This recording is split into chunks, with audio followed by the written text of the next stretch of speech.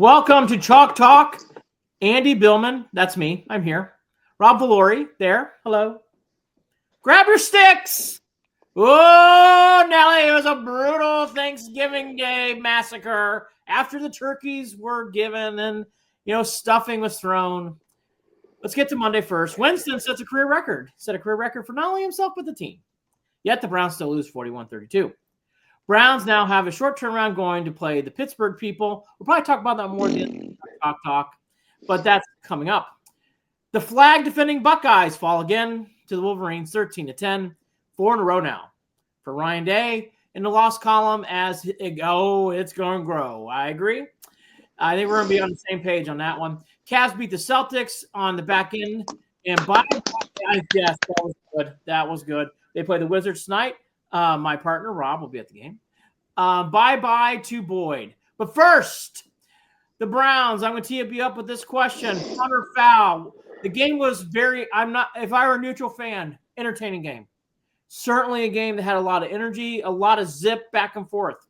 For our Browns fans, that's what we are. Was last night a good loss or a painful reminder of 3-9? Rob, you first. Well, first of all, yes, the game was a painful reminder of 3-9, but I could tell you this, it was entertaining as hell. Yeah. It was entertaining as hell. And here's why it was painful, my friend, because if we would have, we saw the best of Jameis and we saw the worst of Jameis, because his interceptions, they weren't tipped passes. They were horrible. We're like, Jameis, what the hell are you doing? Yeah. But he put some balls in beautiful spots. I agree. He threw 58 times. I mean, it was a tremendous game with tremendous effort. We are gonna get into this game in depth.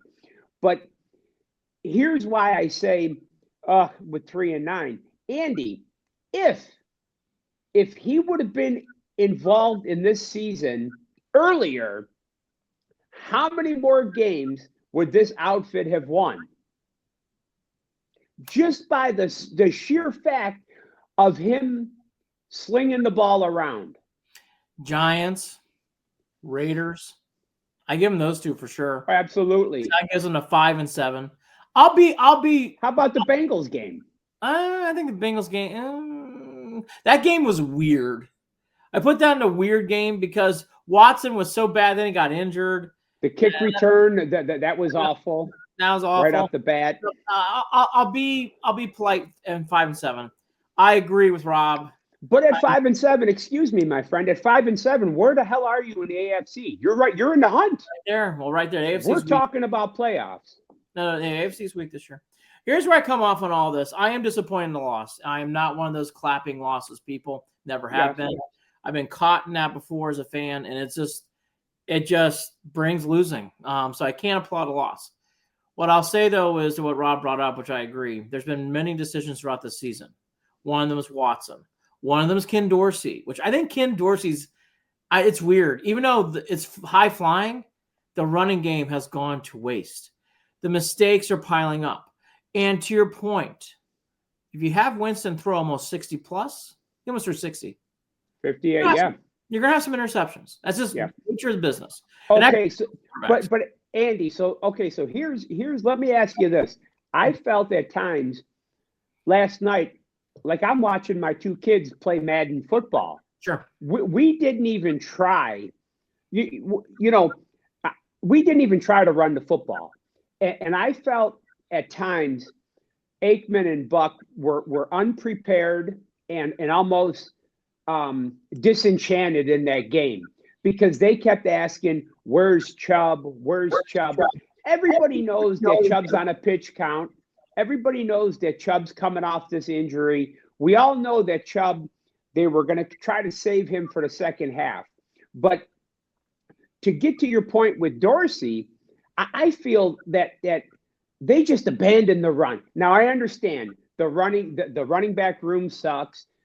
Chubb's not where he should be. But Ford is below average. Foreman, we don't know where the hell very he's at. average at best. Very average at best. Yes. But I felt that last night they just went in there with this effort attitude, and they said, we're going to fling the ball all over the yard. They never even tried to establish the run, Andy.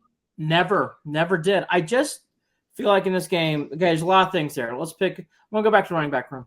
The running back room has to be fixed. I have no idea, and I used to be employed by ESPN. I have no idea about the Chubb thing. In fact, I found it annoying. So it's like, it's not a good look for Chubb. It's not a good look that they're not aware of, that they're not being sensitive to his injury. Right. And I just didn't understand. I didn't understand it. In fact, I started ignoring it. I'm like, I don't even want to pay attention to this. But what I will pay attention to is going into the season, we didn't have Chubb. In the running back room, I mean, people forget. You had Pierre Strong running some. Ugh. I don't mind Foreman, but Foreman is at best a third back. And I actually had to say, to Rob's point, I've been saying this forever, Ford is a 2.5 back. He's a third down back.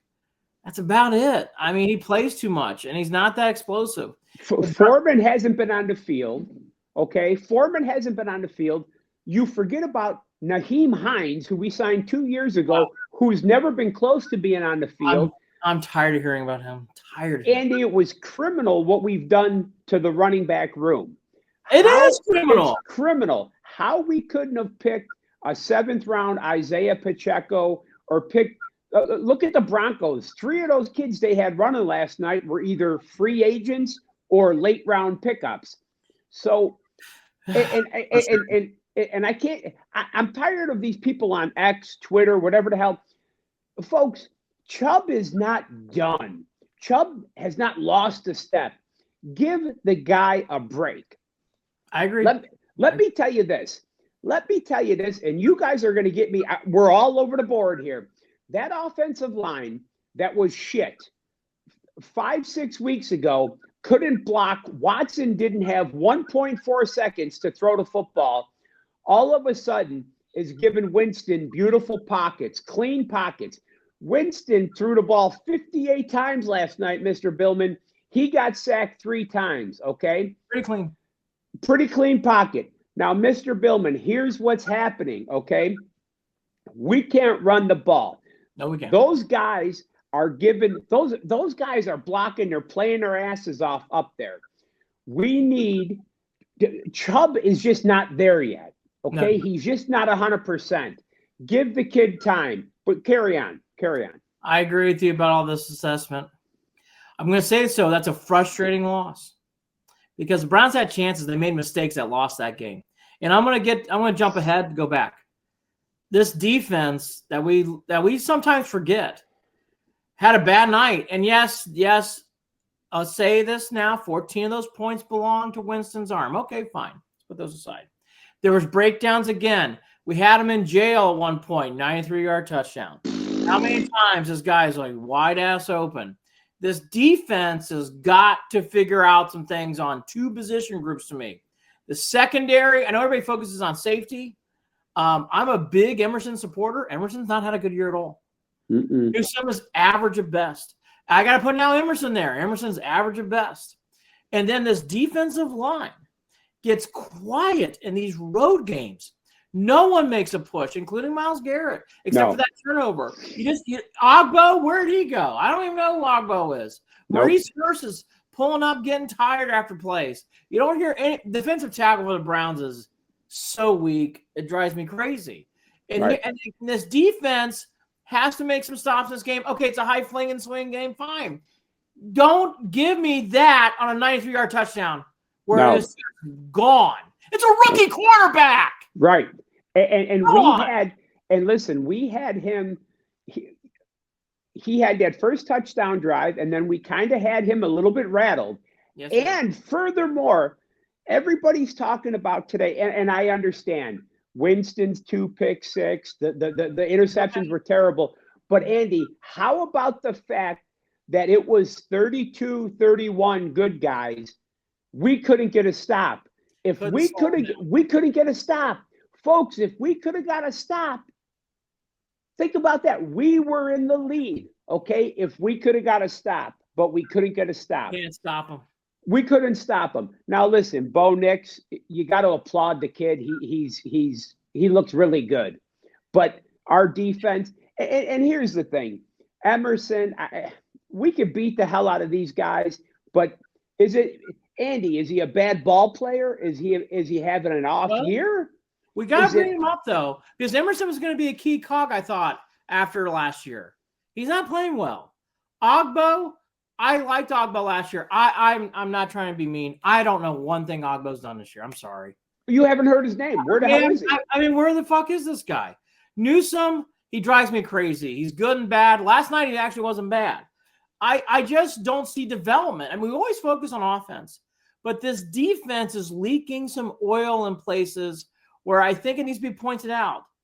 Grant Delpit got a big contract. Hasn't played that great. No. Hasn't played that well. No. Juan Thornhill out again. He's not going to be back. He didn't play. No. He's not going to be back next year. Again, I'm going to point this out. I don't understand the plan of defensive tackle. I haven't this year coming in, and I don't see it now. These are old dudes, and Mike Hall's off in Siberia somewhere. We haven't seen him at all. Yeah. I mean, we got to figure out defensive tackle. This guy, Myles Garrett, needs help. He's not getting help. In this deep, okay, it's Bo Nix. Hey, Daniels ripped us apart. 2 rookie quarterbacks shredded this defense. Which Schwartz normally has been able to figure out rookie quarterbacks. Not this year. He's normally been able to figure them out. So Andy, and you know, this morning the local people, they're all over the board, and people are everywhere from they're pissed off to, like you said, nobody's happy about 3-9. They lost the game, but here's what I can tell you. Here's what I can tell you guys. Last night, after the second pick six, I'm sitting there, and we were all texting, you, me, and Jeffrey, and I saw the look of rejection on Jameis's face. Okay, now I can appreciate that. I can too. The guy gives a shit. He cares. That guy is out there, Andy. He is giving his all. Okay. Yes. Now maybe, and maybe the biblical rhetoric, maybe that stuff will wear on some people. But I think Winston is a guy that I think he's the perfect medicine that the city of Cleveland and the Cleveland Browns will need to recover, and I'll use Aikman's words, from the albatross of Deshaun Watson. So let's spring forward here. Pay this guy a contract, and let's have, Andy, we know what we're going to get. Let's figure out how to not throw the football 60 times a game, and let's figure out, Andy, we're not, breaking news, we're not going to win the Super Bowl in 25, brother. But I guarantee you, if we wouldn't have sat there and sat in the screen and sat there and lied, Andy, and looked every one of you people in the face and said, Deshaun Watson gives us the best chance to win. That was a bold-faced lie, like Bill Clinton. I did not have sexual relations with that lady. It was a bold-faced lie, Billman, right? I agree. Winston. Okay, now to the first question. Winston cares a lot. I'm going to add some other guys to that list. I think Chubb cares. I think Denzel Ward cares. Oh, absolutely. I think Myles Garrett cares. I actually think Hicks cares. And I think these are guys you need to have back, okay? Winston is a bridge. That's all he is. Now, I'm going to emphasize this with now. You cannot bring back Watson and Winston. You got to just bring back Winston. And I'm not going to do that tirade today. Because if you bring back Watson and Winston, it's 2.0. And I'm going to warn everybody now, it's 2.0. I think everybody agrees on that now. Because with Winston, we'll give the throne to Watson, and away we go, bad shit again. So I don't want, again, it's got to be just Winston. Now, there's another gentleman I'm going to bring up.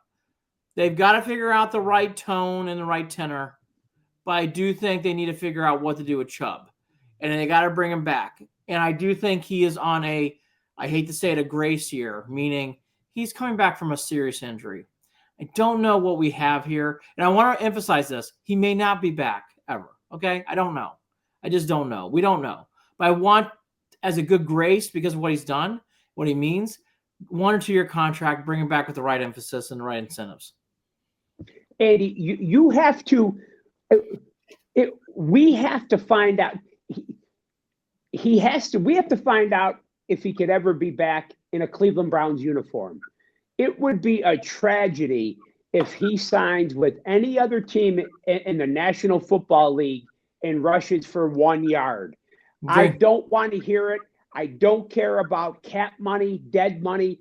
We paid the worst contract in the history of sports, in any sport in the history of sports of mankind. Nicholas Jamal Chubb, we pay the man, and because that guy gives effort for the city of Cleveland. I don't want to hear it. Load it up with incentives, and I'm going to hitch my wagon to him, Mr. Billman. And I swear, for the love of God, we'll take him at 50 or 75%. And I'm telling you, he's going to be back. Because let me tell you this, Nick Chubb at 50 or 75% is 15 times better than Pierre Strong, Naheem Hines, Donta Foreman. And I'm not knocking these guys, but what the hell else do we have? I completely agree. He's a leadership role at the least, and he's worth the dimes and nickels. I agree too. Now, talk about bad contracts. And this guy was a big part of the success last year of the Browns. This field goal kicker, Hopkins, is a mess. Oh. And if I hear, I had a post-game show on Instagram, oh, it was the wind. Oh, I don't want to hear about wind. I don't want to hear about wind. I don't want to hear about any of this. That wind out of your ass, Andy. Got to bring in a kicker next year. Got to challenge this guy. In fact, if it was a real race, I would say bringing one in now. I hate to say it, Hopkins. It's Cade York to me. It just brings me back to Cade York. I just, that opening miss was dreadful. And that's another thing too. He makes that field goal. They're only down 6 after that pick 6. Right. Andy, Chase McLaughlin, Greg Joseph, Austin Seibert, Cade York. I mean, that's 4 kickers. We've had 17 kickers in the last 6-7 years. For some reason, they're like a one and done here. They really are. They really are. Hopkins was great last year. Obviously, he just doesn't have it right now. I mean, he is off. And I'll tell you what, you forgot Zane Gonzalez, by the way, who's another. Oh, Zane. Zane. Oh, my gosh. Good old Zane. Couldn't make a field goal in New Orleans. Indoors. Couldn't make a field goal indoors. But anyways, I think it's time to move on from Hopkins. I'm going to transition right to the next 2 here. If Stefanski comes back, and I don't want to do that tirade today because I don't think that's the right temperament. But I will say this. Bubba's got to go. And I actually think Dorsey needs to go. And it's going to take a lot for me to get back on a Dorsey bandwagon. What are your thoughts? I think both need to go. I really do. I think both need to go. Okay. I don't know how anybody could argue for Bubba staying. Mm-hmm. I mean, the special teams errors have been egregious, criminal. I mean, just awful. I mean, the miscues from, last night, fielding that punt in just awful mistakes. So Bubba, you got to go. Yeah. I think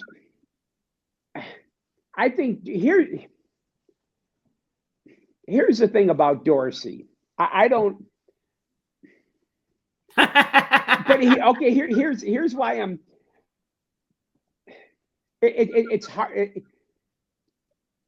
I'm hesitating right now because Andy, it looked so bad at the beginning of the year with they couldn't move the football and everyone blamed Dorsey and Watson, but obviously it didn't matter who was calling the plays, it was Watson.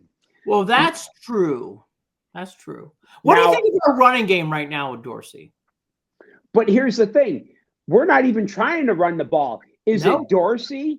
Is it So that's what, like I said this earlier. I felt last night like I was watching my two sons play a game of Madden football. I agree. And they don't want to run the ball. They're throwing some bitch all over the field. So if you look at it that way, then I agree with you. I want to see Stefanski's play action because here's the thing. I love Jameis in more of a controlled setting. If you can run the ball, you might win some games. And again, here's where I'm fairness to the pick sixes. If he throws the ball 48 times, maybe the Browns win. If he throws the ball 40 times, I think the Browns really win. So that means you run the ball, control the clock. Browns have no running game. I do think, because this followed Dorsey in Buffalo, and I think it's following him here to Cleveland, this team does not run the ball. Is the running back room a problem? Yes. But Dorsey is too, in my opinion. I'm good. I don't need to see anymore. Do you think, let me ask you this, do you think that that's his game plan? Or do you think that he knows that you just think he wants to go out there and sling the rock? I do. I really do. I see a guy, and again, it shows. Because when a quarterback like Winston's hot and that offense is flowing, it flows. They were just firing it. Air raid. I'll call it air raid. I mean, it's just like air raid stuff. Texas Tech kind of stuff back in the late 90s, early 2000s, like just throwing the ball, throw the ball. Guys are wide open. That's where and here's the thing. It's hard to, and that's why I hesitate, because he was in such rhythm, Andy, and that ball, and guys were wide open.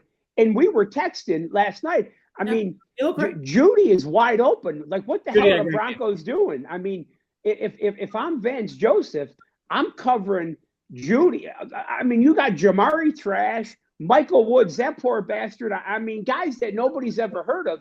I'm putting three guys on Judy. How about Tony, who's not old? Oh, Kadarius, you're like, he looks like AARP. Oh, God. I mean, my guy looks like he shit his pants on one of those plays. Like running around goofy. Well, so if you say it that way, I'm going to agree with you that Dorsey, because I love, if we would have won last night, I was going to have my buddy go out. We were going to find a Jameis jersey. I was going to have a Jameis jersey on this show. But they lost. So I'm going to tell you this. We're going to segue a little bit here. Mr. Billman, I want, and I'll start the petition. I want Jameis back. If it means get rid of Dorsey, then ship his ass out of town with Bubba, Ventrone. Get the hell rid of both of them. I want Stefanski back. I want the play action, because here's the thing, Mr. Billman, Flacco was almost as old as me, okay? Jameis is only 30. Jameis could be our healing medicine. I agree. Jameis is with his words of wisdom, he gives a shit. Now. We're 3-9, okay? How do we carry ourselves the rest of the year is going to be, now this is going to be key. What do we do, Mr. Now, you heard Miles last night. Now, we want to make these other guys feel like we feel. We want to be the spoilers. Okay. Well, Pittsburgh's a good place to start. And that's a house of horrors again. But a lot of people feel, I'll let you go, but a lot of people feel that we're kind of, now we're going to roll over and die because the reality setting in that it's over. I mean, I hate to say it, I'm kind of on that wavelength. This is a dangerous week for now jobs, okay? And what I mean by that is you could see a blowout here coming. Short week, going into Pittsburgh. It's another game where it's going to be a brutal hit game, as we all know. Pittsburgh actually has a stench of wanting to get revenge, forgetting that they're trying to get the number one seed. They actually want to beat the Browns now. So that's going to put a lot of emphasis on this game. This is a Stefanski game coming up. And we'll do more of this on Thursday. To me, Pittsburgh is a Stefanski game. It's about like, hey, if you really want to come back, not a good loss. I don't believe in that. You don't get blown out and you almost win. It's not bad. I think that actually gives you some credibility back in there. If you get blown out or you have one of those wild games where, it's depressing and there's guys getting carted off and, you're starting to feel the towels by the end of the third quarter. That kind of stuff will get your ass out of town. And it's unfortunate for the Browns because that front half of the schedule, then you get to play the Chiefs at home. Then you get to go to Bengals. Then you finally get maybe a friendly against the Fish, who will probably be frozen by then. Tough stretch. Okay. Okay, but the Chiefs are struggling to beat anybody right now. True. The Bengals are a notch. They're overrated. The Bengals are St. Burrow. You're right. So that could be a shootout. They made a mistake flexing us and the Bengals out of that Thursday night game, because I'm telling you right now, you're going to hear it here first. Joey B and Jameis are going to throw that ball all over the field. Oh, I agree. So Zach Taylor's licking his chops. I agree. That's going to be a shootout. Yes, Take it will. the over, folks. Take the over now. Oh, another fun game. You're right. So here's the thing. If Jameis can somehow dig deep and get the boys up, because remember, the Steelers' pass defense is not great. If we could somehow, but what's the play for other than pride, jobs next year? You know what I'm saying? I mean, but here's the thing. You've got, Andy, let me back up here a minute. 6 weeks ago, 5-6 weeks ago, we were sitting here. We were talking about Andy Dickerson is an asshole. The coaches, he's terrible. The play calling, all of the false starts, the this, the that. Most of that is all gone. Yep, okay, you're right. That's fair.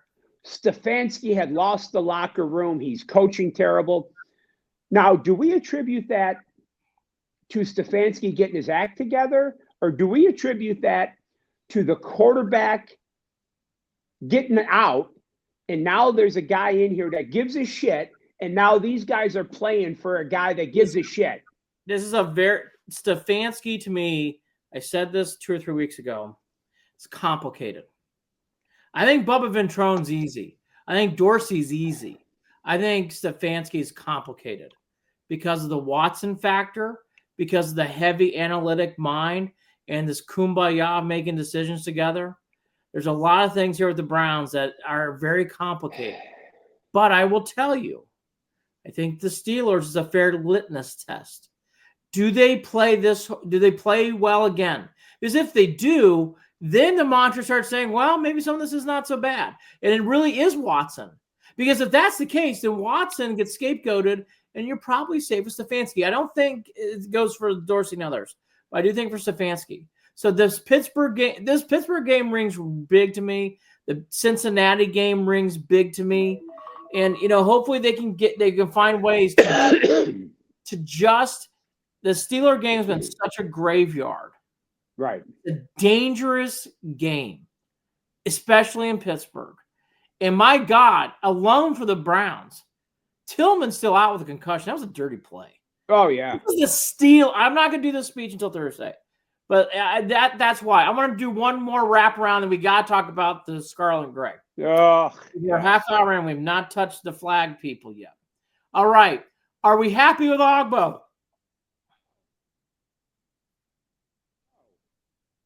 Emerson.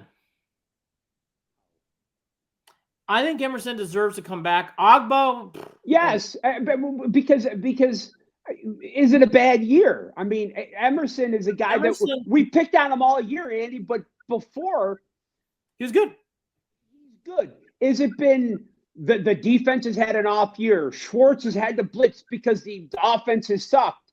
I mean, has he been terrible this year? Yes, but these are real decisions. Emerson, you got to start reinvesting in at some point. Ogbo, I would look to get out of that contract. I don't understand. Have you heard his name this year? No. And by the way, Kamara, Hurst, bye. And my call, you know what, buddy? You better buckle up and play well next year. We have drafted defensive tackles now in a couple drafts here the last 4 years. Time for you, sir, to play better. Newsom's probably coming back, so I'm not even getting in there. I'm just going to end it on this. We all talk about offense. There's a lot here in the defense that can't be ignored.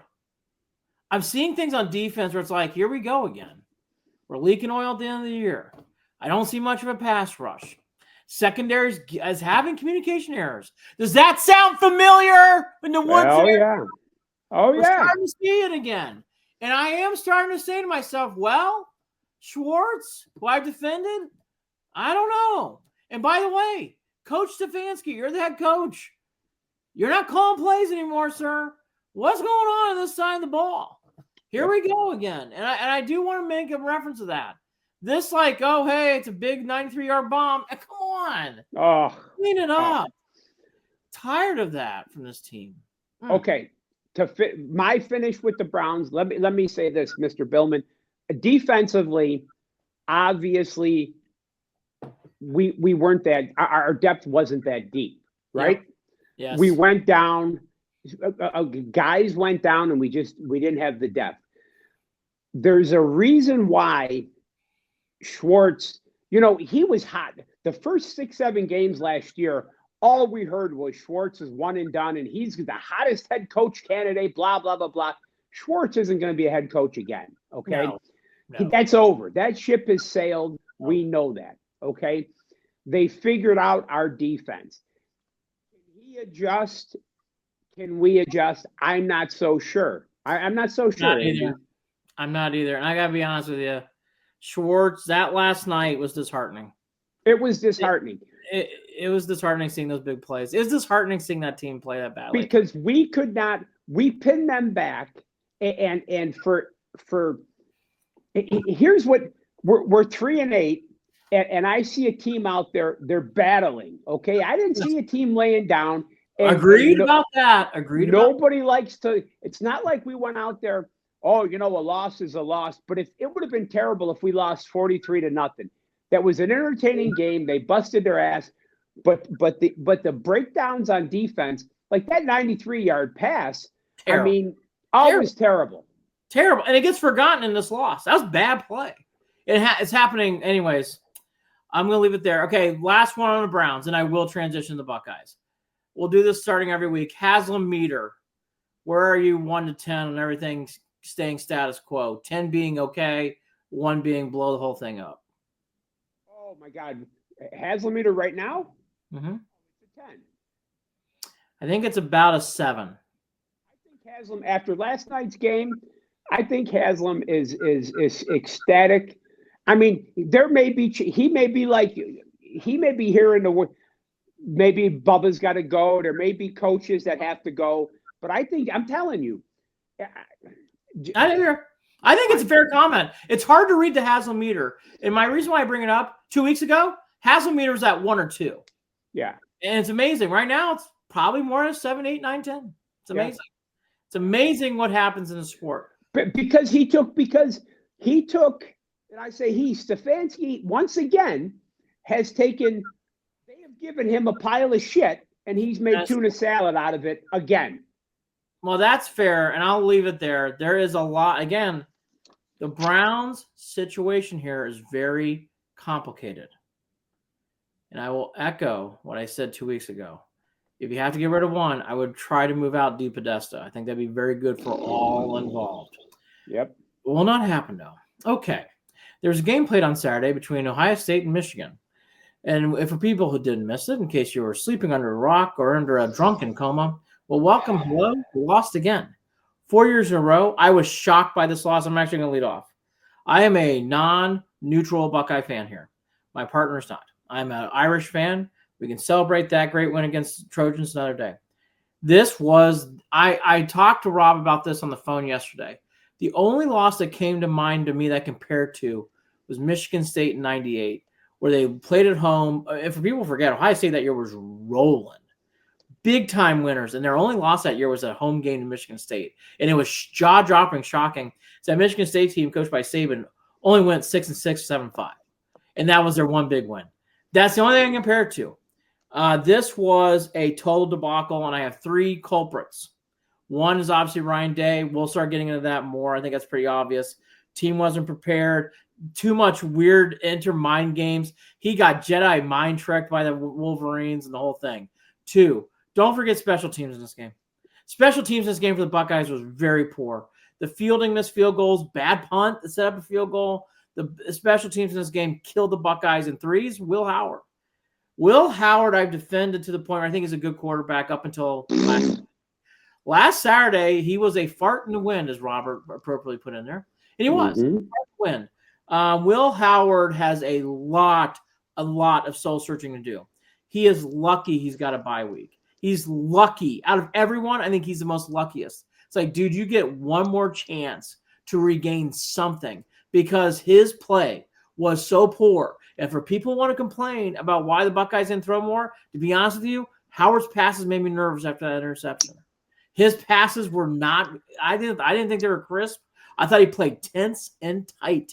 So I kind of understand why at times they ran the ball so much. Still, it's not an excuse. Still should have thrown the ball more. And I don't know why Devin Brown's a backup. He stinks. All that and more is why we're here. But again, I want to state, shocking loss as some people had a 23-point favorite in a loss. Rob. Well, I mean, the Ohio State Buckeyes, you know, Andy, you could compare them.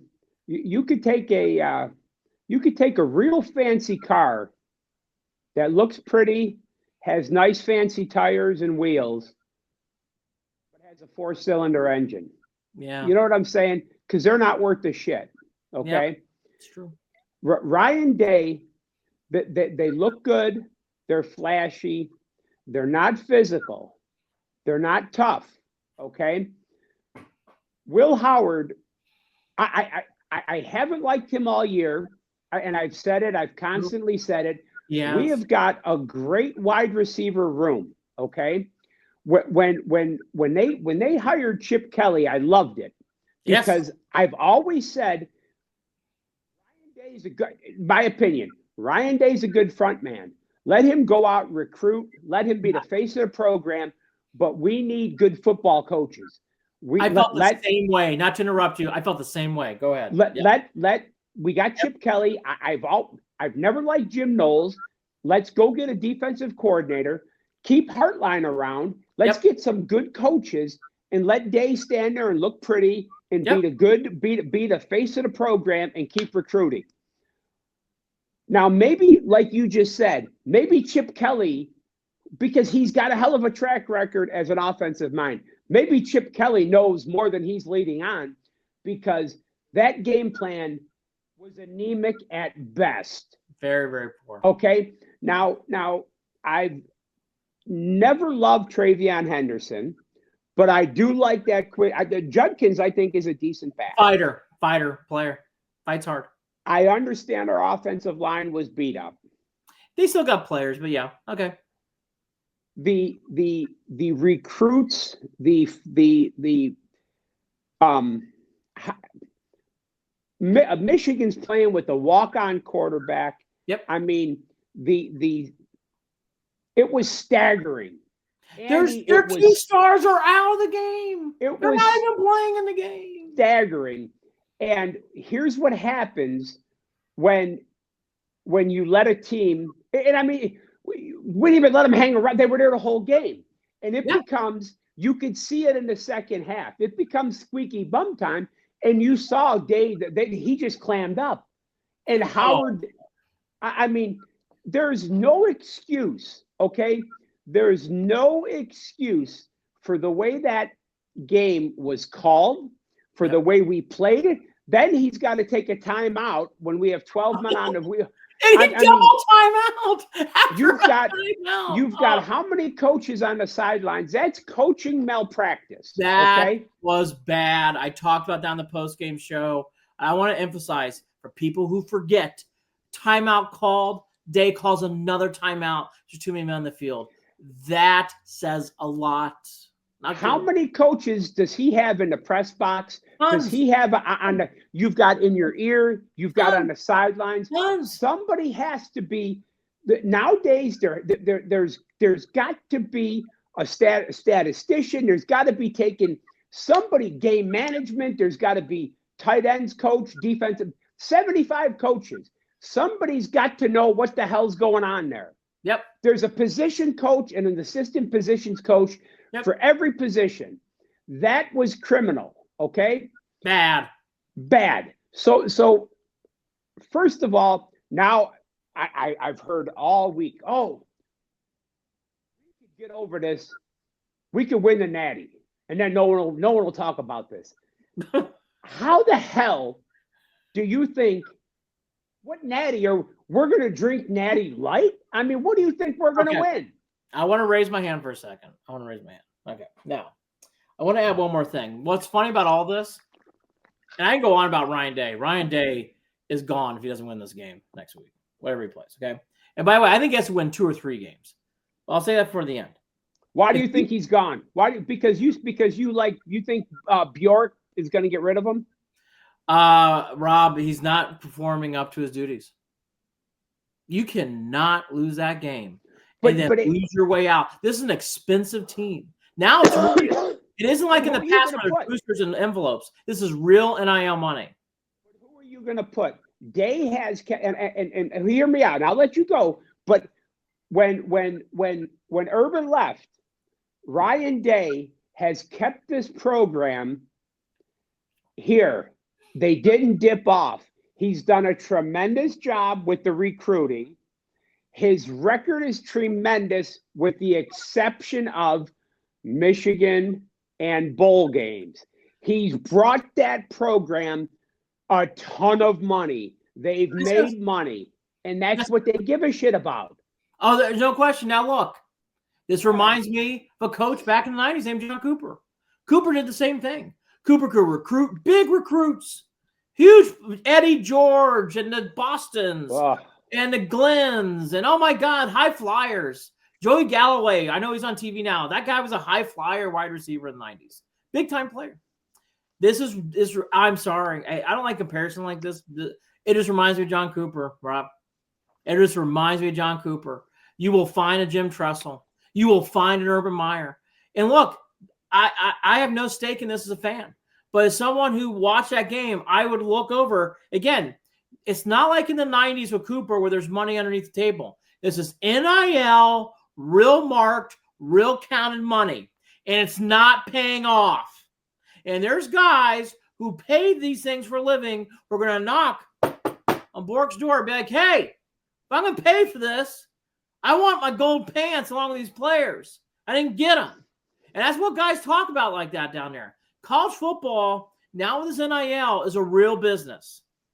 And guys who pay real money to get real victories and to wear gold pants around their necks didn't get it. And I'm going to add this again. Ryan Day now to the bad thing. Then you get to the after the game where you have flag problems and all sorts of fiasco. And Day didn't handle that at all right. He stood there like a deer in headlights. Oh, my God. Again, I actually think what Rob brought up is the reason why you can support Day up until Michigan. After Michigan's like, I can't support this. I don't trust a guy in a big spot. Now, I'm going to give out, because I study sports for a living. There are histories and moments in time, and I'm not going to go through all of them today, but I'm going to get into them in the next Chalk Talk in a week from now. There are history moments in time where teams like this fall apart, have a horrible loss like this, and go on to win a national championship. There's examples of this throughout time. I don't think the Ohio State team is this team, but I will say this is their get out of jail free card. You have one chance to win a game, and then you get another chance to win a game, and you get another chance to win a game. Now, is it likely? I don't think it is likely, no. They're not tough enough. And to be honest with you, I think Day's going to wet his pants. I think Howard's going to throw multiple interceptions. I really do. I think they're going to lose in the first round. But all that to be said, I am fair enough to say, do they have talent? Yes. Do I think Jack Sawyer has taken another level as leadership? I do, yes.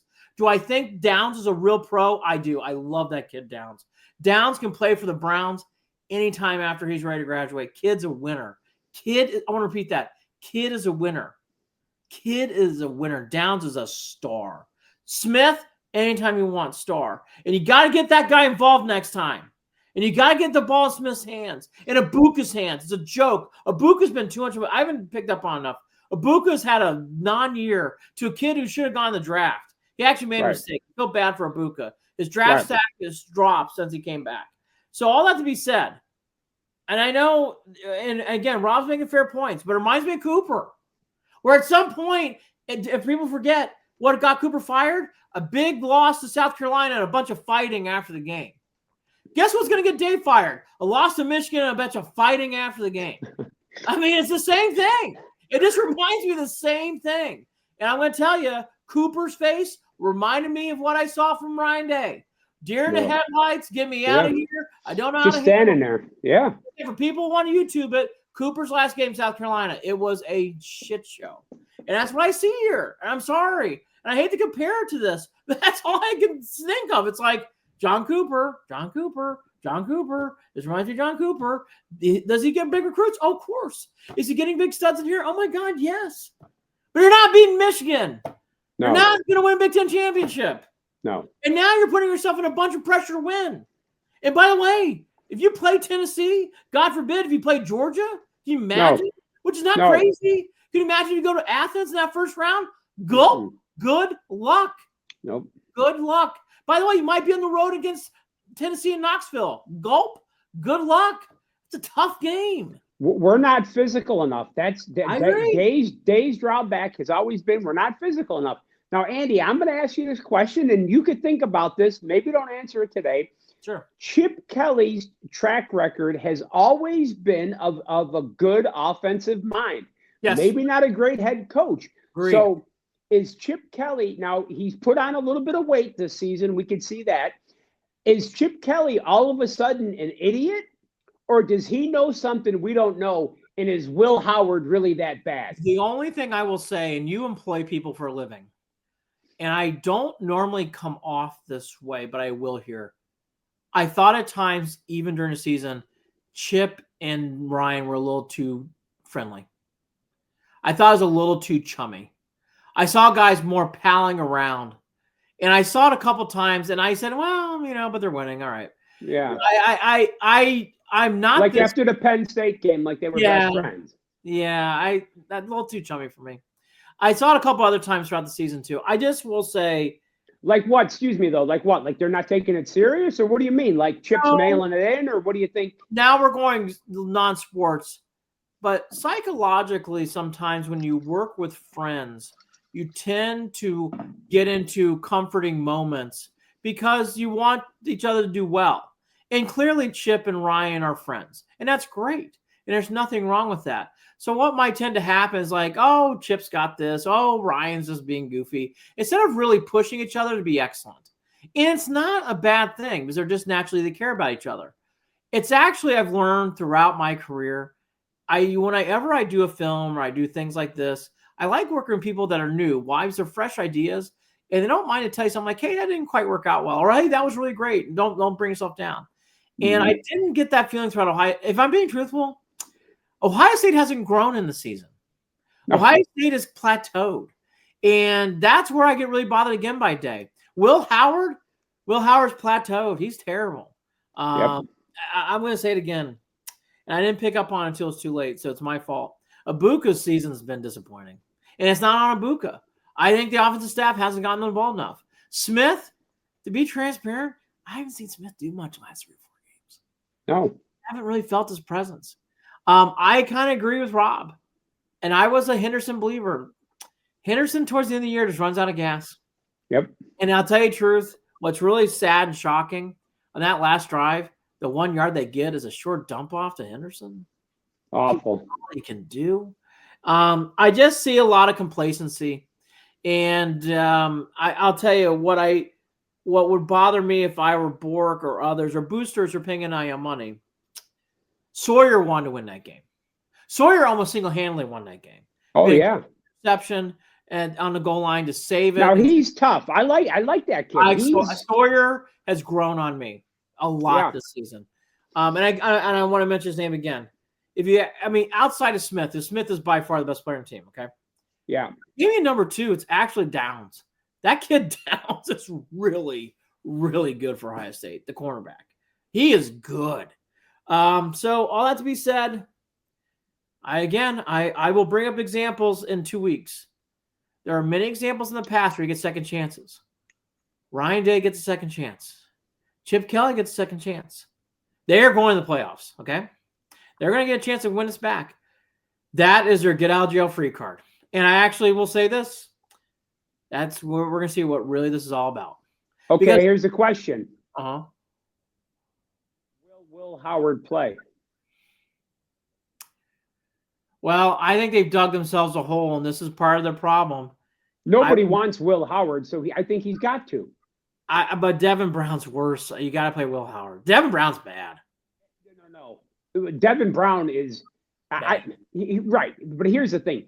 If Will Howard, if somebody tells Will Howard don't play because you're going to go in the NFL draft, first of all, they're doing him a disservice. But second of all, I don't know why, and I'm not that up to date with Ohio State football, but they have Air Noland. This kid is a 5-star recruit. Why is this kid, Devin Brown, is not a quarterback? Stinks. Air Noland should be. Listen, when McCord was pushed out and before Will Howard was ushered in, there was talk about Air Noland as the future. Yep. Now, I understand it would have been a kind of rough this year. This kid is a 5-star recruit. Why in the world did we see Devin Brown when we were up 45-0 against some of these other shitty teams? Why were we not given Air Noland? Now, maybe he was in the doghouse, or I don't know. But is there a chance somebody tells Will, hey, Will, don't play because your draft stock? I mean, is somebody dumb enough to draft this kid? He had, even before the Michigan game, we talked about Jeffrey. He looked like a college quarterback. And by the way, he's really dropped off. I can't explain Devin Brown because I thought Devin Brown was so bad last year. And nothing against the young man. He's just not good. And that was a mistake. Part of it was hurt feelings. And McCord played really bad. Yeah, but is Devin Brown going to be, I mean, is he a quarterback? Is he going to play anywhere? No. Devin Brown's terrible. I don't understand that. I don't understand. You know what? There's some things. He should have transferred to Ohio U or Kent State. Yeah, I don't even know. But by the way, I don't even know he's a quarterback. I'm just going to say this. I don't understand Devin Brown. When he throws the ball, it makes you nervous. When he runs the ball, it makes you nervous. I don't understand Devin Brown. I don't. Guy stinks. All that to be said, they have a chance to win this game. I know what Rob's trying to allude to. Can they get the freshman redshirted off and get him ready? I don't know. That has happened for people who want to watch. Bama, Georgia, they got another quarterback in there named Bryce Young and Tua. They got all those things wrapped around that game at times. So you can get quarterbacks ready quickly. I think Will Howard needs to play if he has any chance to. Will Howard needs to go out these next couple of games, Andy, not to cut you off for the millionth time. He needs to go out and throw for 500 yards and 5 touchdowns because he's going to be – here's what's going to happen. He's going to be Nick Mullins, Bailey Zappi, not Josh. What the hell's the rocket scientist that we had? Well, Charlie Fry. Charlie Fry, yes. Yeah. Will he even be that? Oh, that's my point. I mean, I think you're talking CFL. Yeah. Will he be Brian Hoyer? No. Brian Hoyer threw for some yards. No. I mean, honestly, Hoyer again. Howard was so bad. And again, I'm going to take this in, and then I want to get to my last point of the Buckeyes. All to be said, Fielding makes that field goal, they go in overtime, they win. Fielding missing those field goals. My God. I mean, but you're right, but it should have never been there. It should have never got to that point. That was Andy. They got outplayed. They got their ass kicked on their own field.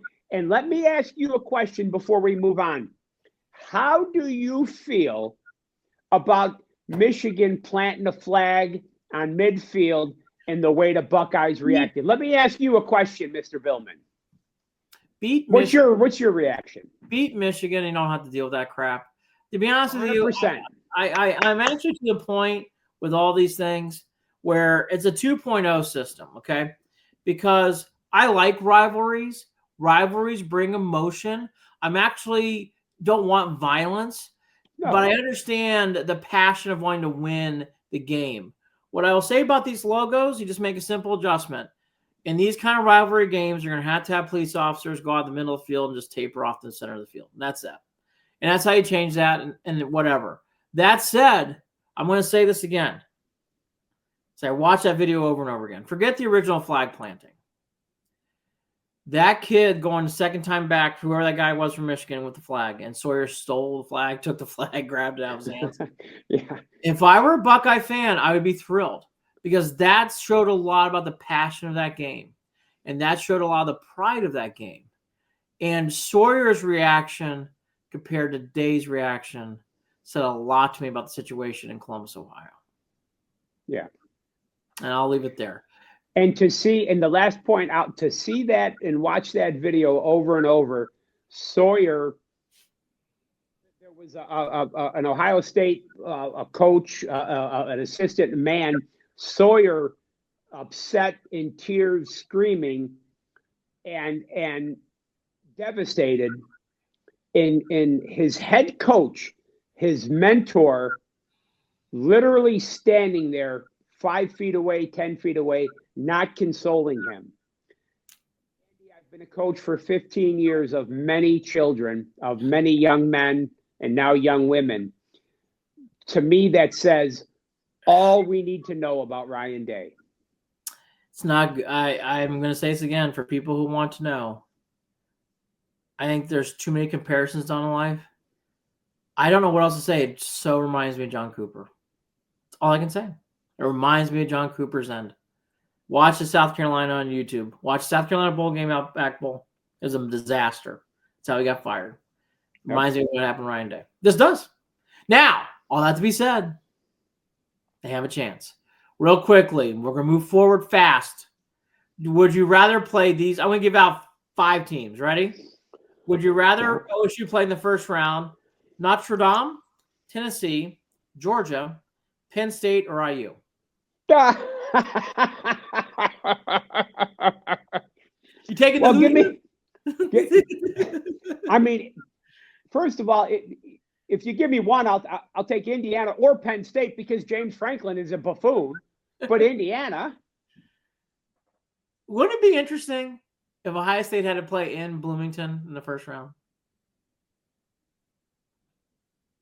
That would be cool. It would be interesting. Cool. By the way, I don't think that's going to happen. If I know the people inside and I know how brains think, it's these 3 teams.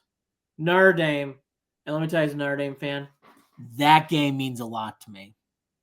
Better beat Ohio State if Notre Dame plays. Notre Dame would be epic. It would be epic TV. And I hate to say this, and I'm not kissing up to my partner here. Notre Dame would be. I think he would have Notre Dame more ready to go than I have. More confidence in Freeman having Notre Dame ready to go than Day. I'm going to be a very neutral thought thinker. It's a very even game. Is Riley Leonard makes me nervous at times too. Tennessee or Georgia is nerve-wracking, but those are probably the 3 games you're looking at. Probably, and I think if Texas were to lose to Georgia, it's definitely Tennessee or Notre Dame. I think if I know that room, it's probably what you're looking at. I don't think there's any chance they play Texas. Well, Texas is confused. Carson Beck with Georgia, man, that kid is. I'll tell you what, though, that coach is tough. Kirby Smart is a good coach. And way in the beginning, remember, I picked them. I thought they were going to. I picked them, but because of Kirby Smart. But he just doesn't have. He don't have the horses this year. No, it's great this year because everybody's got flaws. If you held a gun to my head, I've come full circle. I would take the Flying Birds. I think the Ducks are probably the team, but I don't love them. I really don't love them. But if I had to choose one, I'd be like the Ducks. But don't love it. I can see the Ducks losing. And the reason why I'm staying with the Ducks is because I hate Dan Lanning and I hate Dylan Gabriel, and I hate them so much I'm starting to like them. They just have it. They just have the mojo this year. By the way, I'll repeat this too, and then we'll move on to the Cavs and get out of here with Boyd. If Ohio State were to win, they play in and now it wouldn't be Eugene being a bowl game. Again, oh gosh, I love these playoffs. I think college football is great. I really do. I want to wrap up on that. I love the rivalry weekend. I don't want to see violence and fights, but I love the passion was back. I was watching Tennessee Vanderbilt. I wanted to see Arizona State. I kept my eye on Colorado just for a touch against Oklahoma State because all these had meanings in the playoffs. Boy, how about Coach Prime laying into it? Coach Prime. Oh, by the way, we'll talk about the other coach. Coach Mullet needs to relax. That was a bad year. Woo! Dog. Wowee. Real quickly, so I heard one rumor. I don't think it's crazy. You're an Ohio State fan. Say they get bounced by Tennessee, Georgia, or the Irish. Do you take Coach Prime? Oh, God. Absolutely. That's probably a fitting gig for him, too. Where the hell did you hear that? I've heard stuff like, hey, would you think Coach Prime? I was reading in one of those, like, is he The Athletic or somewhere? And it's like, that's interesting. I can see Coach Prime in Ohio State. Because here's the thing. That's great because everybody talks, Brian Hartline is Brian Hartline isn't going to recruit. Oh, he's a hell of a coach. Nice man, not the job for him. Sorry. And you need him there. You need guys like Hartline there. Let him be the OC or something. But I mean, Deion Sanders would be. I mean, oh my God. Because honestly, everybody's leaving. Colorado's graduating everybody, and he wants a big job if he leaves. Ohio State's a big job. What do you think if Day stays? What would the exodus be of underclassmen leaving out of Ohio State? Well, that's the thing. If Day stays, that means they won some games. And I really mean that. That means they won some games. So he's got to win. Yeah, he's got to win. I'm telling you, I know what I know. He cannot lose that first round game. Can't. Bork will not do it. He fired Jimbo Fisher. He's a aggressive young AD. Does not want to lose. I don't see him beating Notre Dame. I don't see him. Oh, I don't know about that. I love the Irish. That'd be a very even game. That's the matchup. I would stay away from Penn State and Indiana as a goofy and playing two teams twice. Notre Dame, oh God, Freeman might wet his pants. I can see weird things happening. It's a very even. I hate to say it, it's a very even game. James Franklin. I mean, come on. James Franklin is a buffoon. Drew Aller. I've seen too much in sports. Playing a team twice. Yeah, I know it's hard. I know it's hard. And I'll tell you what. Even though Indiana doesn't have the talent, I wouldn't want to play Indiana twice either. I really wouldn't. I want to stay away from those games. All right. Yeah. We'll talk more about that. Again, people don't. I've heard brought up two good things in case you're watching it. You got to watch Hard Knocks, and you got to watch these playoff shows now. So you guys see where Ohio State's going to land. And Ohio State is getting in, by the way. Okay. Oh, yeah. Out all this, there was great basketball being played, including college, and then, of course, our own Cavs. They had a really weird week. They lost twice to the Hawks. I'm not going to get too much in those games, but I'll ask you quickly, do we care about – I do because I watch every game, but do you care about the Hawks losses, or do you think we'll forget them in a week? Or have we already forgotten them? I care about those Hawks losses because I don't think we match up well, and that bothers me. I think we're going to have to do something. There's something in those games that didn't ring right to me. The only thing I'll say, the road game, I've seen that too much in the NBA. Those losses happen. You just got to – I actually think the Friday one's the bag it. It's like if you watch that game, Mitchell couldn't throw the ball into a lake or an ocean. And he just had one of those games, and it really took over the game towards the end. And you have a clunker. I understand that, Andy, but I feel we need some Wade, if Wade's not going to play, LeVert, I just feel we need more defensive length out of the way. We're just missing something. And I keep hearing about Larry Nance coming back. I feel we need. Here's the one thing I'll mention. Here's one note. Watch Jared Allen these next couple. He's had some weird games again. And he played really well at the last 4 minutes against Boston. But up until that point, the Hawks games didn't go. He disappears. It happens in sports. Allen will disappear in games. You won't feel him. And I didn't feel him until the 4 minute mark, fourth quarter. He came around. I felt him. Jared Allen, that isn't again, it's little things. Because they're 18-3, okay? So you can't get too great. I'm glad they beat the Celtics. I know Brown didn't play, so what does that mean? I don't want to hear that from fans. It would be the Celtics. You take the win, you move on. But like all that to be said, I do think the tempo thing is something to watch. Donovan Mitchell was wonderful in this Celtic game, so still proves Mitchell playing well does usually equate to good things. The Ty Jerome tornado has been sheltered. He's had a very quiet week. LeVert just came off the IR. He looks weird and wonky. I think he'll be fine. I really do. What about Niang coming back to life? Coming back down. I'm a rare Niang. I know no one likes it. I like Niang a lot. But do you move him? Do you package him and get him out of here? I think the Cavs are going to have to fight hard on this kind of levels. Their salary cap is so tight. They're going to have to get creative, which, by the way, the Cavs are. Get creative. Get your thinking caps on. Who is a small forward that you can make a simpleton trade for? And maybe throw in Amani Bates. Maybe throw in a couple players in there that are prospects and whatever else. Because Altman isn't going to mess with he's going to be afraid when you're 18-3. Yeah, he's not going to mess with the chemistry. Yeah. And I think it's going to bite us in the ass because it's tough. Yeah. I don't have confidence that when the games count, Mr. Billman, that Wade, LeVert, that these guys are going to be there. They're going to be the knee's going to flare up, the ankle's going to something, and that I need guys that are going to be on the court, and Wade's not going to be there. Well, here's the other end of this. Merrill's actually having a good season, and he's not scoring yet. He's really playing well defensively. Garland's having a very good year. He's having a great bounce back year. Boy, did Boston try to beat the shit out of him the other night? He took it. I thought my God. I actually thought people were too hard on Garland. They played really well in that game. I really did. They really tried to what the hell's his name? That coach, Joe Mazzulla. I mean, they really were trying to. Well, smart. I mean, they opened up the wound and they knew what to do. They were trying to go. And by the way, that's what the Cavs used to do with Curry and the Warriors. Put whoever it is on Curry and let him go to town. That's what they used to do. And by the way, it's something we have to suck up as fans. That's going to be happening. But again, I want to circle Allen for a second.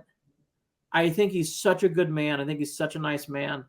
I really root for him. These disappearing acts, I hope it's not repetitive, but I did see a little bit of that in the last 3 or 4 games. And again, it's weird. When he does that, it's like... Because he's a little SAWFT. He's a little soft. He's got to get tougher in some of these matchups, and I felt particular the Friday game against the Hawks. I thought he had a particularly bad day at the office when it came to getting tough in the boards. That's why Cavs have got to start learning how to rebound better. They've got to rebound better. It's a big note of mine. When we were younger, Brad Daugherty was kind of like that. He was a great player, but he kind of got pushed around a little bit and was a little, you always wasn't physical enough. Yeah, I've always felt Brad Daugherty's because of his offense. Again, I don't want to pick on too much because they're 18-3. And it's hard, right? And I thought Allen really played the Boston game last 4 minutes well. I really did. I thought Allen was great. But again, there's those moments in the season where it's like, geez, is Allen even playing? Like, you just don't feel his presence. He only played like 15, 16 minutes on Friday and because he played bad. How about, would you take Kyle Kuzma? A lot of people brought him up. I'd be careful about Kyle Kuzma, and I'll leave it there. Kyle Kuzma's about Kyle Kuzma, okay? I don't know if he's going to fit the chemistry because he's definitely – there's only one ball on the court, and he definitely likes the ball. He's not defensive-minded. I want – again, I'm going to repeat this. Get creative. Find a defensive wing. That's what they need. Do you get rid of LeVert? How do you care? How do you feel about LeVert? You dump him? I'd rather keep Okoro. I'd move LeVert and Niang before I get rid of Okoro. I think LeVert plays really well under Atkinson. I think he's just coming off an injury, so he's had some wonky moments on the floor. LeVert's streaky, but he can win you a game. He can. Last year, he won you a game. A game. By the way, a game he last year, season 4, won you a game in Miami. Single-handedly lifted the team. He has games where he goes off. So I'm not gonna. I can't. I actually like LeVert that much. I know LeVert. He has these games where it's like I don't know why he's got 30 points, And again, it happens like 6 to 7 times a year, but those are big moments in the club. Is there any possibility that Craig Porter or Jalen Tyson can again ship them? That's different. No. Don't ship them. Can they morph into? I mean, they're not big enough to be a wing. No. They're guards, so they can't. They're not the answer. You don't have anybody. But Bates is a toothpick. The only chip that they'd have to really pause and think about, but he is tradable now, and it's not good. But Ty Jerome is something I think teams would enjoy having on their team, and you might be able to get a good wing for him.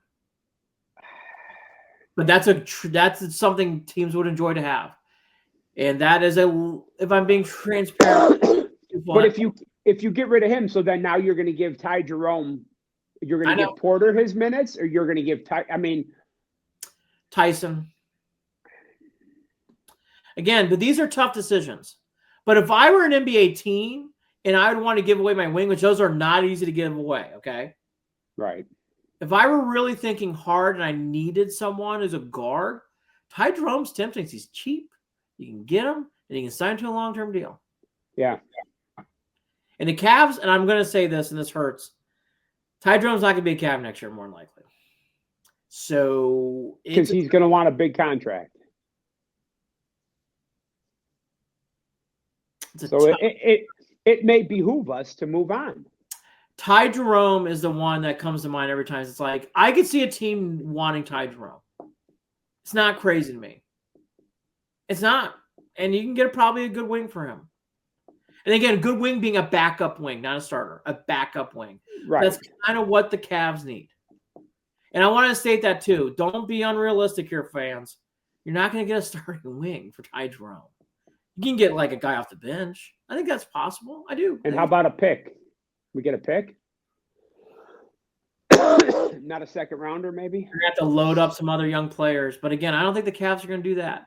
Cavs have to keep some of these young guys. They're going to be so over the cap. Like they need, and I'll tell you, the other guy, again, this is for next year. Geez, we're getting way too deep. But real quickly, Amani Bates playing well is such a big factor because they need to get some money off the books. Hopefully, Amani Bates can turn into anything. I mean, he's been really injured, so I don't know where he's at now. What about Luke Travers? Can we count on Luke? I like the mustache, I guess. Yeah, he's cool, right? He's cool. I mean, he's slippery. I saw him at the YMCA game down the road. Great player. Yeah. Yeah. He's playing against Costanza and Kramer. It's wonderful. But anyways, for those Seinfeld references, it's a bizarre week for the Cavs. And by the way, they played the most games in the NBA, yet they load them up for more. Wizards, Nuggets, and back-to-back Charlotte. Who put this schedule together for the Cavs? Like, we're going to play all your games before Christmas. We're going to make sure you play them all. Who's out tonight?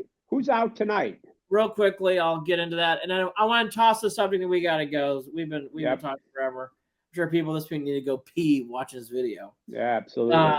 So real quickly, Matt Boyd's a Cub. Thoughts? So what? And I know, listen, everybody at first, I heard a lot of people. I got text messages. Boyd did well for us last year. Yes. He was the KG veteran, but let me tell you something, Mr. Billman. All time, and I had my notes. Boyd all time was 46 and 69. Okay, he came off of arm surgery. He had Tommy John surgery. He got $29 million for 2 years with the Cubs. God bless him. Good for him. He did well for us. The Tribe, the Guardians, this is what we do. We get retreads off the scrap heap. There's going to be other guys. Sure. We take a chance from them. We take a chance with them. And listen, I like what we have coming up the pipe. A lot of people are down on Tristan McKenzie. I'm not. I think Shane Bieber wants to come back. Yeah. So good for Boyd. Get your money. There's no guarantee. He was 46 and 69 all time. Scott Boras is his agent, and all made sense. I'll also say Cantillo can pitch. I think I'm ready to see Morgantill. I am ready to see Morgantill next year. I really want to see him play. I was more upset about losing Eli Morgan for a prospect. I kind of like Eli. Weird pitcher.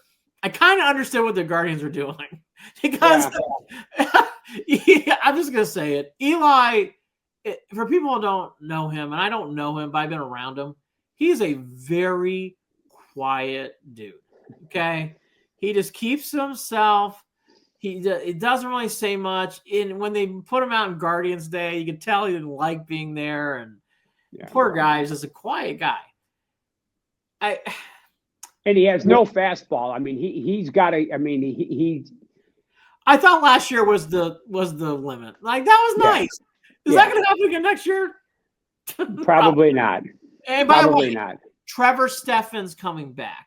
There's some guys who are coming back. We didn't see it all. So people go like, "What are you going to?" Again, remember, there are some guys. Trevor Steffen's number one. He's coming back. Yeah.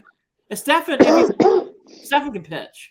It's hard for relievers to have 2 or 3 solid years in a row. Yeah. So Eli Morgan is what it is.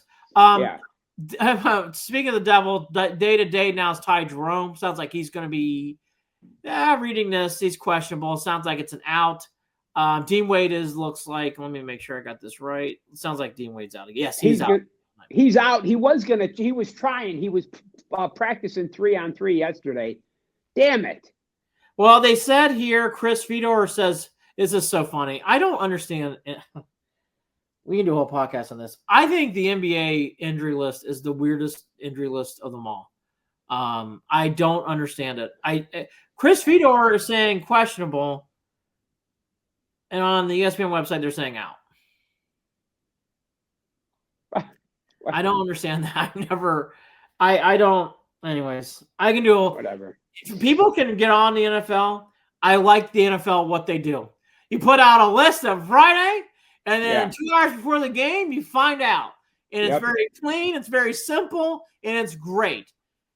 MLB is better than NBA. NBA is like with these phantom quad injuries, buttocks injuries. Oh God. Before tip-off, anything's possible. That's what I tell people all the time. Anything's possible. Load management, bullshit management. It's criminal. It's criminal. Just think if you had to pay money. If you lived in Philadelphia and your young son wanted to go see those criminals play, and you paid $250 to go see Joel Embiid and Paul George, and you went there, and Maxey, and then you had to go see 3 G Leaguers play, and they lose by 25. You want to talk about, I mean, it's sickening. Well, especially if you're putting money on a 16.5 line tonight for the Wizards game, you would hope you would see the Cavs stars. Which I'm going to do, because if you're going to go, you know what I'm saying? You're going to want to. It feels like a blowout night. The Cavs have been very good at blowing out teams. I think that line's actually it's more bite-sizable for others than I think. The Wizards are anemic. You know, the Wizards are a year away from being a year away. Oh, I think they're 10 years away. I see an organization. Every time I watch the Wizards, I'm like, I don't get. By the way, good. It's not us. I watch the Wizards play. I'm like, I don't get it.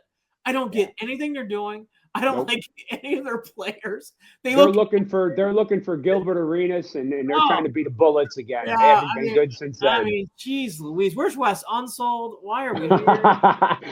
Oh God. Anyhow, Billman, this has been fun. We're rambling as usual. I think Thursday we got to do it again, huh? So Thursday we'll do it again. Let's just wrap up real quickly. So the Browns play the Squealers again. We'll talk about that more.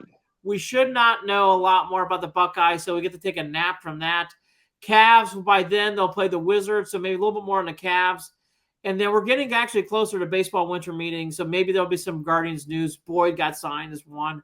So you're going to start hearing some more stuff from the winter meetings as they get close there. That happens starting in Dallas. I think it's on Friday and Saturday they start. So yep. It's actually revving up there too. All right, final thought. After all this is said and done, after everything is there, after everything you've done this week, your Thanksgiving was what? Oh, it was wonderful. Mine too. I love turkey. I've done away with leftovers though. I don't know why. Can't explain it. Now, see, I don't like turkey. I eat everything but turkey. Interesting. I know a lot of people like that though. More and more people out here doing steak, which is interesting. I eat the ham and I eat all the sides. I don't like the turkey. It's interesting. That's just me. No, you're not there. Go to Chalk Talk and comment. Go to whatever else we do. There's some dude named Jeffrey who's related to Robert. He's going to put us on his show. Please comment on all those. Cleveland Pulse. Hey, Thursday, I think we're going to do some, let's do some gambling on Thursday. We are going to do some gambling. Let's talk some gambling. Let's do some sports investing. And by the way, for people who are out there, it's championship week. Some of the weirdest things happen in these championship games. Oh, yeah. They are very hard in college football to check. And I will also say this is the last big week of bye weeks in the NFL. And you're now starting to get, at least for me, and I'll give some opinion, I've gotten a little more flavor from college basketball. I watched some over the weekend. Love it. I got some pulses on some teams early on. By the way, those who aren't watching, Big Ten doing well. SEC's come out as a strong shoot as a horse. Yep. They're winning a lot of games early. But the Big Ten, Oregon beat Bama. Purdue beat Bama and Ole Miss. So there are some wins going on. Indiana had a bad tournament. Ohio State had a goofy loss to Pitt. But, other than that, Big Ten is holding their own. So we'll get more into that too. All right. And your buddy, real quick, Dan Hurley in UConn, he is much watch TV because he is a mess. He is must watch TV. Let me just say this, okay? I'm a big Purdue basketball fan, okay? And I might be a Purdue football fan, but they didn't really play this year. But going to the basketball club, losing to the UConn is one thing because Purdue had such a great year. That is a frustrating coach to go against. He is animated. He is into the referees. And I just got to say, I did sip a little warmer coffee saying, oh, did you get teed up, sir? After that song? Oh, did you lose to the Dayton Flyers in the 7th place? Mm-hmm. Too bad. Too bad. Oh, it was wonderful theater. That said, they're still very good. They'll probably win the whole thing, which will be annoying. All right, Rob there. I'm Andy here. See you Thursday. Bye. Peace.